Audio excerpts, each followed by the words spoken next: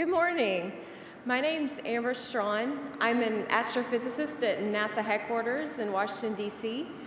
And today's program is coming from the Newseum right here in our nation's capital. So tomorrow we get to say happy birthday to a cosmic celebration 25 years in the making. But before that, we need to share an important gift for that celebration to you and everyone around the world. So before we begin unwrapping that gift, I want to first acknowledge some very special guests in our audience. Some astronaut heroes that are a key reason we can celebrate 25 years of Hubble being in space. In addition to the two Hubble astronauts on stage, there are a few more in our audience here. Would you all please stand and be recognized?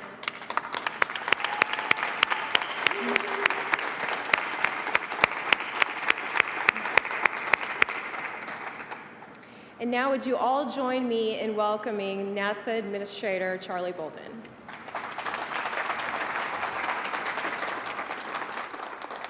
Thanks very much, Amber, and thanks to all of you for coming out this morning. It's great to be here with you. It's really great to be with you because I was surprised to see my former commander, Lauren Shriver, walk through the door, and that makes it really, really, really special. I want to say a special word of thanks to our host here, the Newseum, and to everyone here who is a part of a shining light of the magic of Hubble, the People's Telescope. I was in Colorado last week, and I told folks with whom I met that this Hubble anniversary is really bittersweet for me. It's bitter because 25 years is a long time, and I hate admitting that I'm that mature. Well, not mature, just plain old. It's sweet because of all that Hubble has allowed humanity to see and learn over this past quarter century. I had the honor of being part of the crew that deployed Hubble in 1990, and I'll let you in on a little secret. I had the easy job. I was assigned as the pilot of that mission, and contrary to what most of you think, that's actually NASA speak for co-pilot. So it means I kind of lurk around and watch everybody else do their stuff. Lauren Shriver, who I just mentioned, was our commander, and he had the responsibility of maneuvering Discovery throughout the deploy evolutions. Dr. Steve Hawley, who we used to call Dr. Stevie, was the one with his hands on the controls of the Remote Manipulator System, or the RMS. He was tasked with getting the telescope out of the payload bay of the Space Shuttle Discovery and released at the appropriate time. Dr. Kathy Sullivan and Bruce McCandless had been suited up for a possible contingency spacewalk, or an EVA, when we had some initial problems with the deployment of the Hubble solar arrays. While I'd love to tell you that whole story, we're on a tight clock here, and so I won't. Catch me, as we walk around after this, or catch Lauren, and we'll compare notes as to whether or not I really remember what happened that day. Suffice it to say that our colleagues at the Goddard Space Flight Center came up with an ingenious 11th hour solution from the ground. And a quarter of a century later, the rest is history. During the run-up to the mission, I got the sense that all of us, in fact, Lauren, Steve, Kathy, Bruce, and I, we all sensed somehow that Hubble was going to be something special. What we didn't realize was how special it really was going to be. Frankly, we never even thought that the telescope would last this long. The original plan for Hubble, we were told, was maybe 15 years. The fact that we're still going strong a quarter century later is thanks to the Hubble heroes, some of whom we introduced to you a little bit earlier, many of whom you will never see or never know. The scientists, the engineers, and the astronauts who flew 5 missions to service Hubble in space. Even the most optimistic person to whom you could have spoken back in 1990 couldn't have predicted the degree to which Hubble would rewrite our astrophysics and planetary science textbooks. A quarter century later, Hubble has fundamentally changed our human understanding of our universe and our place in it. Every year, Hubble science data processing generates 10 terabytes of new data and discovery. That's enough data to fill the entire collection of the Library of Congress and each and every year. The telescope continues to provide us with the intellectual foundation for future robotic and human expeditions, including our journey to Mars. All things considered, I think it's fair to say that Hubble is one of the most influential and important scientific instruments and achievements ever devised. I think that a piece by Tracy Watson in USA Today's fantastic special edition about Hubble sums it up well. She writes that, quote, "It's likely that no other modern-day scientific instrument has stirred as many passions as the Hubble Space Telescope. Before Hubble, few of us had any notion about the cosmos, how the cosmos looked. Now, we all know pinwheel of stars, gauzy pillars of gas and dust, bright galaxies scattered across the dark backdrop," end quote. As Frank Sinatra used to sing, the best is yet to come. Thanks to the last servicing mission in 2009, Hubble is expected to continue to provide valuable data until 2020 and beyond. With 2.5 decades of historic trailblazing science already accomplished, we've come to realize and expect that there is still much more out there to discover. 5 years ago, President Obama laid out a vision for space exploration at the Kennedy Space Center. As part of his vision, he called for NASA to build on Hubble's legacy with an advanced telescope that will allow us to peer deeper into the universe than ever before. And many of you will remember that's the James Webb Space Telescope, on which we had already embarked, but we were having trouble. And it was questionable as to whether we were going to even be able to do it. In 2018, we'll do just that when we launch the James Webb Space Telescope. It will be placed in orbit about 1 million miles from Earth, and it will allow us to observe the most distant objects in the universe and to see unexplored planets around distant stars. It will shed light on the birth of galaxies and expand our search for undiscovered planets beyond our solar system. I leave you today, however, with some words from Edwin Powell Hubble, the telescope's namesake. He said that, and I quote, "The history of astronomy is a history of receding horizons," unquote. Hubble has played a critical role in shrinking the horizon of our universe. Today, we are on the threshold of sending humans farther into the solar system than ever before. And thanks to Hubble, our vision is now farther than ever imagined possible. I'm now going to invite the Chief Hubble Handyman, our Associate Administrator for the Science Mission Directorate, Dr. John Grunsfeld, to come up for our special unveiling that we're going to do for you here in about 5 minutes. But John, please come up and join me and give us a little of your recollections of your time with Hubble. Thank you.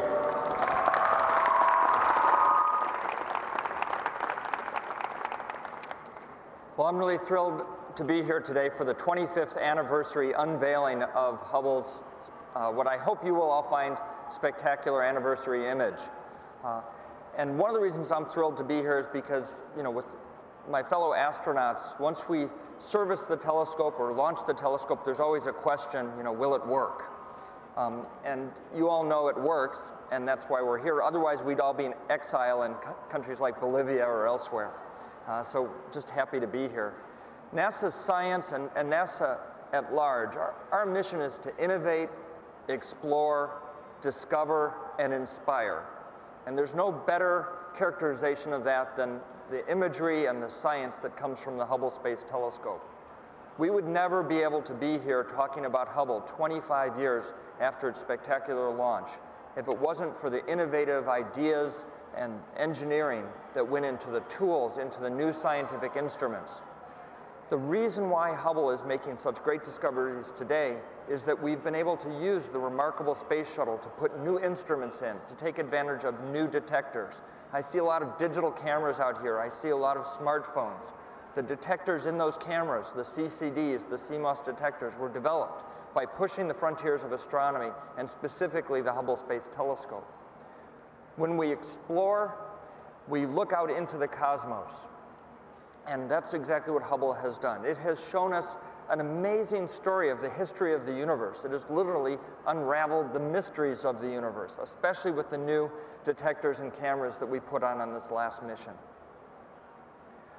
When we explore, we discover things.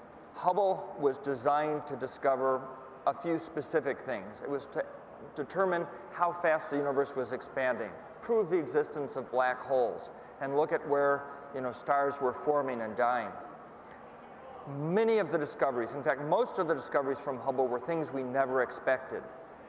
Things like the origin of gamma ray bursts, the most energetic explosions in the universe other than the origin of the universe itself. That every galaxy has a massive, supermassive black hole in its center, including our own. And amazingly, that the theory of the origin of the universe and the expanding universe, the evolution of stars and galaxies and planets and us, is a story that we've been able to unfold for almost the entire 13.72 billion year history of the universe. And in fact, even that age is something that Hubble determined, and it wasn't sure that it would be able to do that when we launched it. We've known about the expanding universe for, well, since Hubble's time. And there are a lot of ideas about what is our future. In fact, science is trying to ask questions about where did we come from, where are we going, and one that is particularly interesting to me and many people is, are we alone in the universe? Hubble has shown us where we've come from, and remarkably, it's now told us where we're going, and it's not what we expected. The universe is expanding. We expected it to be slowing down, but in fact, it's speeding up, it's accelerating, and that's caused astronomers to invent a new term called dark energy, which really means we don't know anything about it. But it's this mysterious force that's causing the universe to expand. When we launched Hubble, we knew about 9 planets in the universe. Then we were demoted to 8 planets. And I have to remind you that on July 14th, the Pluto New Horizons spacecraft will zip by Pluto, dwarf planet, give us our first view of the Pluto system. It's going to be very exciting. We'll have another celebration for that, I'm sure. But after those 8 planets, suddenly the Kepler Space Telescope ground-based observatories started discovering hundreds and thousands of planets out in the cosmos, in our galaxy. Hubble was able to look at the atmosphere of a planet around a nearby star, something that nobody ever imagined an Earth-based telescope or an Earth-orbiting telescope could do. Really incredibly exciting. But this day almost didn't happen for numerous reasons. The Hubble story itself is a story about people overcoming extraordinary challenges. And one of the challenges was the misshapen mirror that was discovered after launch. And in fact, all of NASA was at risk, whether we could fix it or not. Then in 1999, all of the gyros failed on Hubble, and we had to go up and fix it, kind of a rescue mission. And then in 2002, we had this problem with the power on Hubble, and we had to go up and do something that nobody had ever anticipated. I love being in space. I'm really happy in space. I wish I was up with the crew on the International Space Station right now. Not a one-year mission. I'd go up. I'd like to live in space. But there was one moment in space that I really wasn't very happy. And that was in 2009 May, just 6 years ago, when we went up to put the new super-duper digital camera into the Hubble Space Telescope. And the image you're going to see today was taken with that digital camera. And when we went to take the old camera out, it was stuck. The bolt to remove it wouldn't turn. And I wasn't smiling then at all. In fact, I was very concerned that we were going to break the telescope and that the old camera would never come out, and that we'd done all of this work, including a cancellation of the Hubble mission itself after the tragic loss of Columbia. But we were up there, we had the tools, we had the people, and fortunately we got that camera out, put the new one in, and ever since then, Hubble has indeed been unraveling the mysteries of the universe. So in just under a minute, Charlie and I are going to virtually unveil this spectacular image. We spent a lot of time thinking about what kind of image should we show, and of course I thought, well, we should have a new picture of Mars. We have lots of pictures of Mars, and we have a fleet of spacecraft exploring Mars today, and that's our destiny. NASA is exploring Mars, preparing for sending humans to Mars. Well, in the end, we came up with a really spectacular image. Hubble imaged it. It was even better than we thought. There's a team here that helps prepare these images from the Space Telescope Science Institute. Jennifer's going to tell you more about the science for that image. But I think you'll all find it really compelling. It's something that we do when we celebrate. And is that 10 or 9? Are you ready, Charlie? Okay, I've got this side. You take that side. grab we'll watch the him. virtual screen. Here we go. Let's pull. Go.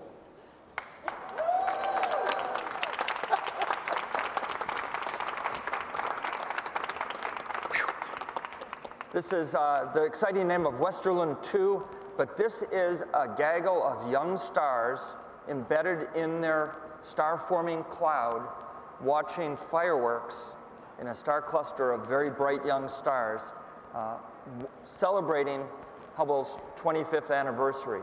Now, the fact that it's taken thousands of years for the light to get to us just means that they planned really far in advance. But this spectacular image shows a cloud of dense gas and dust. The gas is collapsing, forming new stars. Jennifer will tell you much more about it. But this image is one that, numerous times over we didn't get because of the struggles with the technical part of Hubble and struggles of people on the ground and the tens of thousands of people at NASA, at our NASA contractors, scientists, engineers, people who support our space shuttle mission, our NASA mission, our science mission, all coming together around a common purpose to try and understand how the universe works and where our place in the universe is. And this has had just extraordinary reach, not only into the scientific community, of course, and rewriting the science textbooks and our understanding, but into schools around America, and in fact, around the world. Hubble inspires the world. And with that, I'd like to invite Jennifer Weissman to come up. And she's the Hubble project scientist at the Goddard Space Flight Center to tell you a little bit more about the science in this wonderful image. Thank you very much.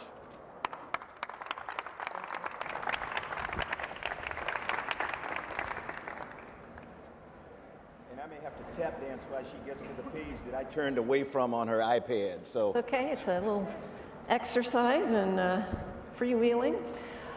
This is really an exciting week for astronomers and people who love astronomy all over the world, because as we celebrate Hubble's 25th anniversary, we're celebrating some of the forefront science and the forefront discoveries we've made about the universe through all those years and hopefully for years to come. This is an example of one of these spectacular images that we can get with Hubble. The image that we're looking at is a giant cluster of stars in the GUM 29 interstellar cloud nebula in this region of the sky we call Carina. It's a very vigorous breeding ground for new stars. It's about 20,000 light years away from us as we look toward the center of our own galaxy. And the central cluster here is about 10 light years across. There's about 3,000 stars in that central cluster, and they're very young. This is a really new birthplace of stars. The cluster is only about 2 million years old, which in stellar terms is very young, and it contains some of the galaxy's hottest, brightest, and most massive stars that we know of. So it's a very vigorous star-forming region. What's great about Hubble's sharp resolution is that we can differentiate star from star, even in crowded regions like this cluster. So this helps us scientifically to be able to understand what kinds of stars are in this cluster, how they're different from one another, how the population may have formed in the first place. We can study the characteristics because of Hubble's exquisite sensitivity and resolution. What's also great about Hubble is that we can look at regions like this in multiple colors or wavelengths of light, and that gives us a lot of information.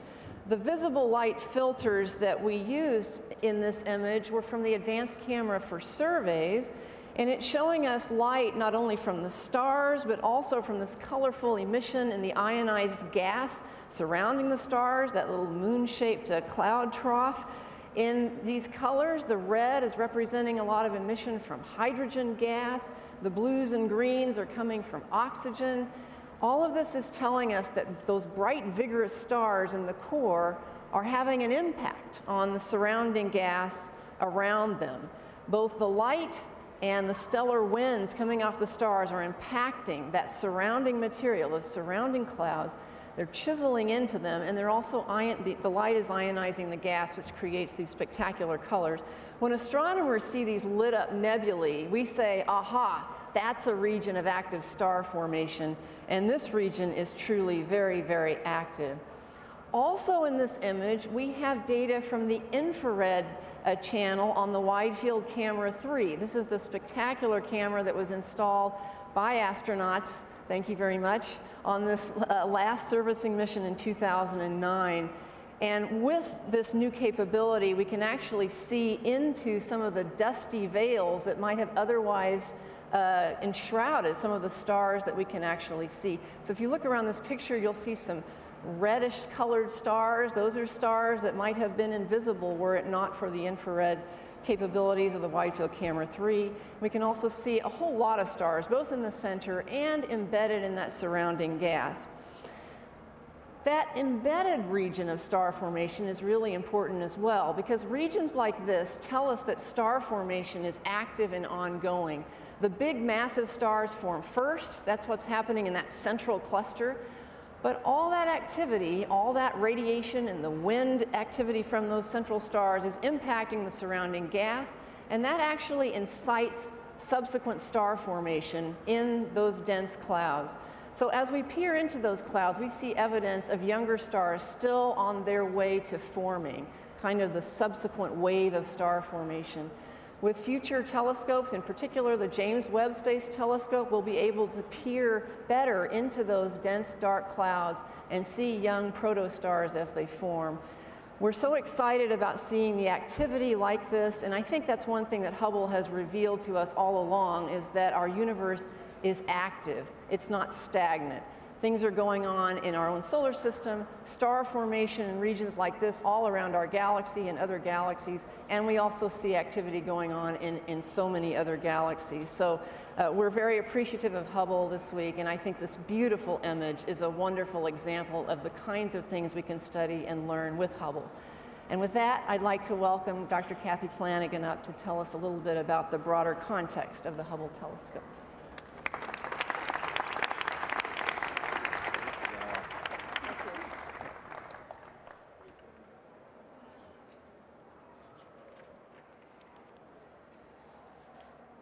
The spectacular new Hubble image that we've unveiled is the result of science and engineering community that challenges itself to maximize the productivity of this flagship NASA mission. The crisp and multi-wavelength quality of this remarkable nebula underscores how far we've come since the launch in 1990. Hubble has become the most scientifically prolific telescope of our time, thanks to the courageous astronauts who serviced it and the expertise of Hubble's dedicated technical and scientific support teams. It has been a privilege for the Space Telescope Science Institute to help enable the immense scientific return. In the past quarter century, Hubble has engaged a significant fraction of the worldwide astronomical community, producing nearly 13,000 refereed science papers. In fact, Hubble has inspired and energized a whole new generation of young and diverse astronomers. And the scientific users of Hubble come from everywhere. Anyone with a great scientific idea can get observing time on Hubble, and often we team up with our peers in Europe, Asia, Africa, Australia, and South America to identify cutting-edge science that keeps Hubble on the forefront of discovery. NASA, in partnership with the European Space Agency, has given the world this scientific treasure. Hubble's reach goes far beyond the scientific user community. In the 25 years Hubble has been operating, it has indeed become the people's telescope. Hubble images know no national, political, or ideological boundaries. They are a subtle reminder that we are a common species on a small planet. There are no language or cultural barriers to being awestruck by Hubble images. Hubble's discoveries and images have been transformative for the public's perception of the cosmos. The images have become a cultural icon, found on coffee cups, record albums, and even tattoos. Through the Institute's education program, Hubble has excited, engaged, inspired an entire generation of students across the country and around the world. Hubble posters adorn innumerable science classrooms. In fact, tomorrow, the Institute is hosting a coast-to-coast teach-in for students from elementary through high school. Students will learn some of Hubble's remarkable scientific achievements and explore some of the most evocative images ever made of the universe. Administrator Bolden will participate in this. At our institute, we are also working hard to expand our audience. These two-dimensional images are now being rendered in 3D format. We have, for example, as a companion release, a movie showing a fly-through of how scientifically, realistically, the elements of this image actually come together. In addition, we are working hard to bring our images to the visually impaired. We have interactive iBooks now and tactile images, and working to prepare 3D printing capability for Hubble images. Our celebration of Hubble's silver anniversary is not really retrospective, however. Hubble is today at the peak of its performance with her most productive years ahead. Hubble will have powerful synergy with a new generation of large ground-based telescopes and the next great NASA astrophysics mission, the James Webb Space Telescope. In fact, the Hubble experience has laid the groundwork for the future of space astronomy. NASA was born to do great things. It is the agency that delivers dreams, enriching the whole world. What amazing wonders await us over the next 25 years and beyond. Good job. So before we take a few questions today, we have a very special video that we want to show that's going to show a 3D flyby through the image. John, if you'd like to come up and say a few words about it. Thanks, Amber. Why don't you stay up? When we launched Hubble, we had no idea how amazing the images would be. I mean, truly, people really hadn't thought about it. When the first images came out, of course, they were spectacular, things like the Eagle Nebula, the Pillars of Creation. And those early images told us how truly beautiful the universe is and rich the fabric of the universe. Well, now we have high-def Hubble images with these new cameras. And combining that high definition, the way our human eyes see, with our scientific knowledge of what these objects actually are like in the universe, we're able to create 3D fly-throughs. And so if we can go ahead and start the movie, like the Voyagers in Star Trek, we are now able to fly through, of course at superluminal speeds, as if in warp drive, actually fly through this nebula. We're going past stars that are in the foreground as we approach the nebula. And hopefully what you'll see in this is that these are not two-dimensional paintings. These are real 3D objects. And I have to mention at this point that if you want, you can actually print out a little 3D Hubble 25th anniversary telescope, and there's a few in the audience, at least one that we couldn't do. But we're going by these pillars where there's dense dust and new stars are embedded inside. And here we're coming on that cluster of brand new, very bright stars. So I encourage you all to look at this on the web, worldwideweb.nasa.gov or hubblesite.org. It's a fantastic thing to look at. There's a much slower version too that'll allow you to appreciate it more. But this is, one indication of the many thousands and thousands of images that we have on the web of Hubble that you can all appreciate. Sure. Amber? Sure.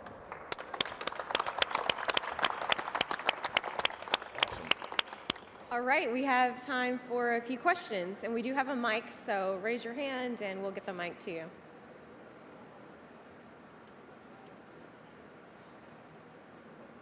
They like the fly through. That's good. My name is Arsenio Menendez, and I'm curious as to what are the mirrors made out of? What are? Oh, what are the mirrors made out of? The mirrors are made out of glass. Hubble is relatively old technology. It was, started in the 1970s and built. The mirror was built by Perkin-Elmer, and it's actually a very thick piece of glass. It's been lightweighted, and then it took months and months and months to carve the shape and then polish it.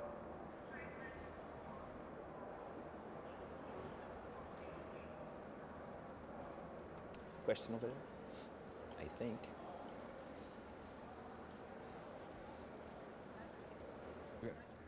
Hi, my name is Matthew Diazio, and I was talking to people, what are some of the biggest misconceptions people have about the Hubble Space Telescope? Ooh, That's very interesting. misconceptions. Well, one misconception that I hear sometimes is that people think that the Hubble is actually going to visit places in space, and actually Hubble is in what we call low Earth orbit. It's about, 340 miles above the surface of the Earth in orbit. That's why astronauts could access it easily. I know it wasn't easy, but it's there just to get above the atmosphere so we can get sharp images.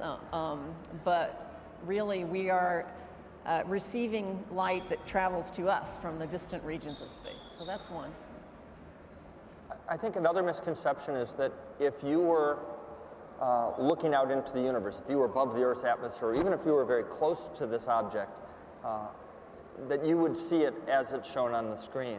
And as Jennifer said, first of all, Hubble has this amazing light collection, 100 billion times better than the human eyeball. So if you were there, you would see the bright stars, but not very much else.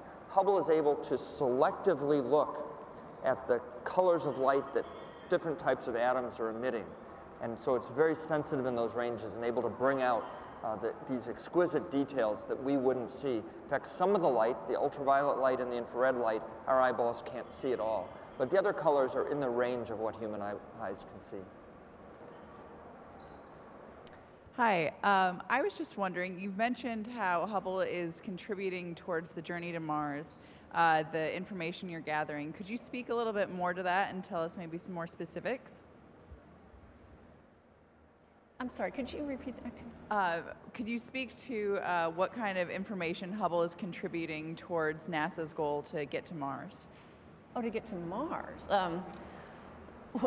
Well, I can speak a little bit. I mean, we are very interested in understanding the science of the solar system. We want to understand how the planets in our solar system formed, including planet Earth and Mars. We'd like to know how planets become habitable. You know, there's life on Earth.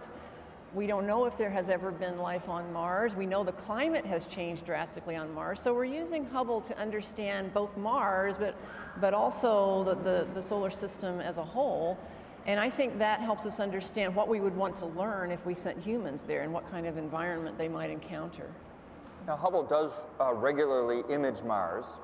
Now that we have spacecraft at Mars, we have several orbiters, including the recently arrived MAVEN orbiter that's studying the upper atmosphere. But Hubble has observed different types of weather and clouds and surface structures. Back a few years ago, a team led by Jim Bell, who's now at Arizona State University, did a series of observations of Mars to try and look for signs of methane on Mars. And there have been ground-based observations of methane on Mars, but it was very speculative because in order to look with a ground-based telescope at Mars, you have to look through the Earth's atmosphere, which of course has lots of methane in it. So it's a very tricky observation to do from the ground. Hubble has the advantage it's above the Earth's atmosphere, and so it had a clear, unobstructed view. Unfortunately, they didn't really find any signs of it. We now have the Curiosity rover on the surface of Mars, and when it first arrived, it started looking for methane and didn't see it. And then for a couple of months this year, we saw a sign of methane on Mars, which is one of the indicators of life or some kind of geochemistry. So we still don't know what the source is, but we now know there's methane on Mars. And so Hubble is part of all of the tools we use to put together the knowledge we need to learn about Mars from a science perspective, but also for future explorers. But there's a more fundamental way that I think Hubble has contributed to our efforts to send humans to Mars. And in the same way that Hubble contributed to the International Space Station. Virtually every spacewalk that's done on the International Space Station carries tools that were developed for servicing the Hubble Space Telescope. Hubble is really hard to fix and hard to upgrade, and we had to invent new tools and new techniques.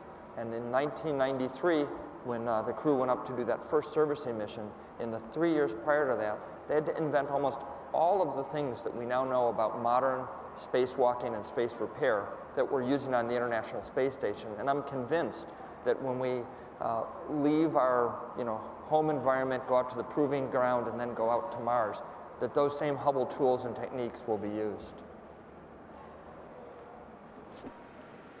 Good morning, my name is John Tullock. You have talked a little bit about the astronauts who've worked with Hubble and how Dr. Grunsfeld talked about the tools that were used and created for this, but how has Hubble and the human spaceflight program worked together, and how has Hubble benefited the human spaceflight program? I'll take a shot at it real quickly, and it's, Hubble, I was privileged to lead the independent review panel for what became STS-125, and the panel was put together much to the credit of Senator Barbara Mikulski. When we talk about Hubble being the people's telescope, and that is a misconception. Hubble is not a telescope. Hubble is an observatory. It is a rich observatory that today has 6 instruments that are unprecedented and probably will not be repeated again. So the richness of Hubble is in the breadth of its ability to see across the electromagnetic spectrum. But the things that we had to do to service Hubble were operations that we would have loved to have been able to do robotically. It is not, these guys have fun when they go out. It is not fun to be a member of a crew inside the spacecraft who has just put somebody in a spacesuit to see your friend go out into the vacuum of space, because there are all kinds of really bad things that can happen. So if you want to try to limit the risk to human beings, we need to develop much more robotic technologies than we have today. Hubble was the impetus for that. When we convened our study group and the National Research Council looked at how you think about saving Hubble, we went in with the intention of identifying a robotic method to do that. And the technology just wasn't there yet. Today, because of the preparation for Hubble and trying to answer that question about technology, we now have robotic capabilities that are unheralded and unheard of before. So we find from Hubble that you can send a robot out. John, I'll go back to landing Curiosity on Mars. The night that it landed, we had a press conference, and John got up to the podium and he said, "I have a prediction, bad. We should never be predicting stuff." He said, "My prediction is Curiosity will discover nothing." And I fainted almost. And then he said, "The reason it will discover nothing is because it's a robot. And what it does is it sends data down to Earth for human beings to interpret and things." Hubble, as incredible as it is, the real Hubble heroes are the people at the Space Telescope Science Institute, at Goddard, all around the world, who take the data that Hubble provides for us and interpret it and make it meaningful and make these kinds of images. Because as John said, that's not the way stuff comes down from Hubble. It's ones and zeros. And so somebody's got to take it and transform it back into the image that Hubble sees. So Hubble has been the forefront of getting us to understand how interdependent humans and robots are. Good morning. So these days we get a cell phone and it seems obsolete after a month. So you mentioned earlier that upgrades to Hubble, it's not the easiest process to do. So I was curious, it's been 25 years. Is there a technology or a scientific process that wasn't included that now you kind of wish it was included in the original design? So when Hubble was first launched in 1990, there were lots of things that we would have liked to have in the telescope, but it had to be put together over a period of 15 to 18 years of work on the detectors. So even when it was launched, it was known that there was better technology for better detectors, better cameras, and that was sort of the whole point of building a serviceable telescope, is so it could be upgraded. And so in 1997, the first flight that put in a whole new generation of instruments, they were state-of-the-art instruments. Of course, technology marches on. So in 2009, when we put in the Cosmic Origin Spectrograph and the Wide Field Camera 3, we were putting in state-of-the-art technology. And it's still pretty close to state-of-the-art. The next generation, though, is what we're putting into the James Webb Space Telescope. And in fact, at the Goddard Space Flight Center in Maryland, we've just installed the new detectors into the cameras that will be launched in 3 years. And those detectors are absolutely state-of-the-art today. But even as we're doing that, we're talking about future telescopes and developing technology in partnership with the Space Technology Mission Directorate at NASA and science. We're putting effort into finding out what are those detectors that in the 2020s we'll be putting into telescopes. Hey, well, ladies and gentlemen, and folks watching us on TV, there's nothing wrong with your television. I'm not Amber Strong. I'm Dwayne Brown from the Office of Communications. You know, at NASA, we talk about teamwork, so we're going to team up here, and I'm going to close out for Amber. I want to thank everyone, and I want to thank the Newseum for this magnificent day as we celebrate 25 years tomorrow, a gift that keeps on giving from the Hubble Space Telescope. This photo, the video, and any other of the incredible images and information are available online at www.nasa.gov and the official Hubble 25th anniversary website at www.hubble25th.org. I want to thank everyone. I want to say happy birthday and thank the Newseum for a wonderful day. Thank you.